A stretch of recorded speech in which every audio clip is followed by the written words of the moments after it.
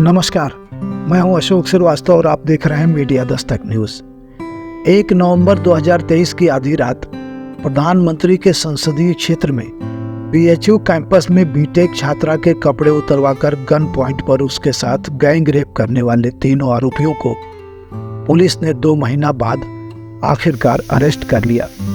तीनों आरोपी BJP IT cell से जुड़े हैं। इनकी पहचान ब्रज एनक्लेव कॉलोनी सुदरपुर के कुणाल पांडे, ज्योतिपुर बजरडीहा के आनंद उर्फ अभिषेक चौहान और बजरडीहा के सक्षम पटेल के रूप में हुई है।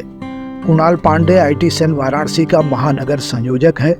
सक्षम पटेल आईटी सेल का वाराणसी महानगर का सह संयोजक है, जबकि आनंद आईटी सेल वाराणसी महानगर का कार्य समिति सदस्य है। पुलिस ने 30 दिसंबर को देर रात चेकिंग के दौरान तीनों आरोपियों को बाइक के साथ पकड़ा है। आरोपियों ने 1 नवंबर की आधी रात करीब 1:30 बजे बीएचयू कैंपस में दोस्त के साथ जा रही छात्रा से गैंग रेप किया था। इतना ही नहीं, गन पॉइंट पर छात्रा के कपड़े उतरवाकर उसके वीडियो भी बनाए थे। घटना को लेकर छात्र छात्राओं ने भारी विरोध दर्ज कराया था। कई दिनों तक प्रदर्शन हुए थे। आरोपी Kunal Pandey BJP IT cell का वाराणसी का महानगर संयोजक है। उसकी जेपी नड्डा और ब्रजेश पाठक समेत कई बीजेपी नेताओं के साथ फोटो वायरल हो रही है।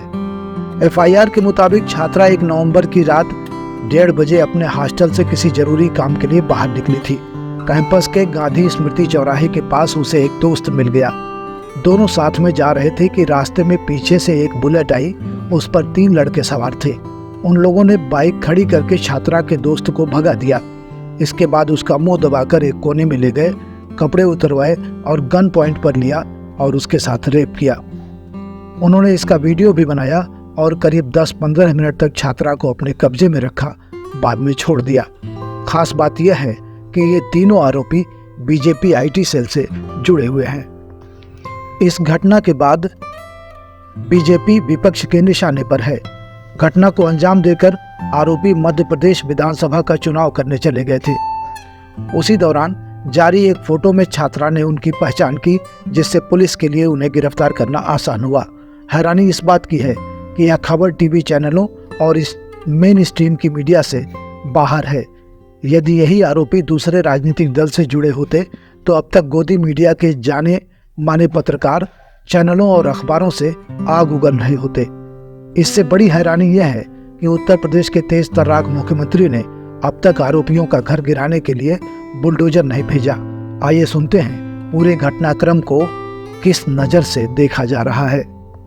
लेकिन इससे पहले आपसे निवेदन है कि आप हमारा चैनल कृपया सब्सक्राइब कर लें और बेल आइकन भी दबाएं, जिससे हमारे हर वीडियो की नोटिफिकेशन आप तक पहुंचती रहे। कुणाल पांडे जी का भाजपा के अध्यक्ष के साथ पर्सनल रिलेशन, स्वयं योगी आदित्यनाथ जी जिसका बुलडोजर वैसे तो हर दूसरे इंसान पे चल सकता है, पर जब बात उन्हीं के पदाधिकारियों की जो रेपिस्ट है, कहाँ गया बुलडोजर? क्या बुलडोजर का ड्राइवर छुट्टी पे गया है? क्या डीजल महंगा हो गया इसलिए बुलडोजर नहीं चला पा रहे हो? वाराणसी आईआईटी बीएचयू में 2 महीने पहले एक छात्रा के साथ गैंगरेप हुआ था। एफआईआर दर्ज हो जाने के बावजूद कोई दोषी पकड़े नहीं गए थे और अब जो 3 दोषी गैंगरेप में पकड़े गए हैं वो भारतीय जनता पार्टी के पदाधिकारी हैं। वाराणसी की बीजेपी आईटी सेल के संयोजक कुणाल पांडे, सह संयोजक सक्षम पटेल और जोड़हा वार्ड के पदाधिकारी अभिषेक उर्फ आनंद चौहान। जो कुणाल पांडे नामक सज्जन है वो यहां पर मोदी जी का स्वागत करते हुए पाए जा रहे हैं। प्रधानमंत्री के आसपास पहुंच जाना बड़ी बात है, लेकिन क्योंकि ये वाराणसी के संयोजक हैं तो अपने सांसद के साथ यहां पर उनका स्वागत करते हुए पाए जा रहे हैं। इनकी तस्वीरें जेपी नड्डा जी के घर में भी उनके साथ हैं। बड़े पदाधिकारी हैं, इनकी बड़ी पहुंच है। उसके बाद बात करते हैं सक्षम पटेल की। सक्षम पटेल जी स्मृति ईरानी जी से बहुत प्रभावित है। उनका कहना है कि दीदी के बताए हुए मार्ग पर वो चल रहे हैं।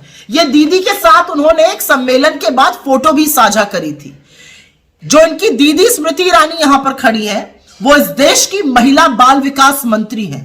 स्मृति जी, आप रेपिस्ट को तो संरक्षण आपकी पार्टी देती है, आपकी चुप्पी नहीं टूटती। ये तो गैंग रेप का आरोपी आपके साथ खड़ा है, अब तो अपनी चुप्पी तोड़िएगा। असलियत यह है कि भाजपा की आईटी सेल वाराणसी, और ये उनके प्रमुख है, किसके साथ खड़े हैं आप खुद ही देख रहे हैं, भाजपा की वाराणसी की आईटी सेल ऐसे गैंग रेपिस्ट से भरी हुई है। और असलियत यह है कि वाराणसी प्रधानमंत्री नरेंद्र मोदी का संसदीय क्षेत्र है, इसलिए चुप्पी रखी नहीं जा सकती और चुप्पी तोड़नी पड़ेगी। प्रधानमंत्री को भी, जेपी नड्डा को भी और स्मृति ईरानी को भी इसलिए तोड़नी पड़ेगी क्योंकि पूरे बीएचयू के छात्र दिनों दिन धरने पर बैठे रहे और ये गैंग रेपिस्ट गिरफ्तार नहीं हुए। इससे एक बात साबित होती है, भारतीय जनता पार्टी न सिर्फ बृजभूषण शरण सिंह जैसे लोगों को संरक्षण देती है, बल्कि पूरी की पूरी पार्टी ऐसे गैंग रेपिस्ट से भरी पड़ी है। प्रधानमंत्री के पास कोई पहुंच रहा है, कोई स्मृति ईरानी जी के साथ तस्वीर खिंचा रहा है। मैं जानना चाहती हूं प्रधानमंत्री मोदी, जेपी नड्डा और स्मृति ईरानी अपनी चुप्पी कब तोड़ेंगे। ये चुप्पी टूटनी जरूरी है क्योंकि 2023 के अंतिम दिन जो भयावह सच सामने आया है वही भाजपा का असली चाल चरित्र और चेहरा है।